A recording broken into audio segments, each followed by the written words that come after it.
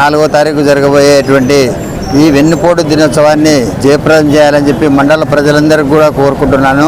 ఎందుకంటే ఈ వెన్నుపోటు అనేది మాకన్నా మేము మాట్లాడేదానికన్నా జనము పబ్లిక్లో ప్రతి గ్రామంలో ప్రతి టౌన్లో ప్రతి ఏ వార్డులో చూసినా ఎక్కడ చూసినా వాళ్ళ జనమే మాట్లాడుకుంటున్నారు.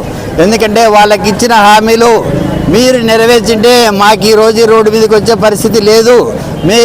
మీరు మంచిగా చేసి నింటే ఆ పథకాలు మీకు అందింటే మేము చెప్పే మాట కూడా ఎవరు వినేవాళ్ళు కూడా కాదు. కాబట్టి జనాలందరూ కూడా తెలుసుకున్నారు. కాబట్టి జనంకి మేమై చెప్పాల్సిన పరిస్థితి వచ్చింది.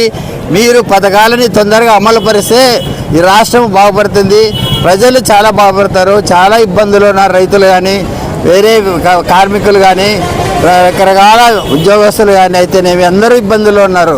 మీరు అన్నీ చేస్తాము అని చెప్పినందుకే మీరు కొంత పర్సెంటేజ్తోనే గెలిచిండేది, ఆ కొంత పర్సెంటేజ్ అబద్ధాలతో గెలిచిండేది.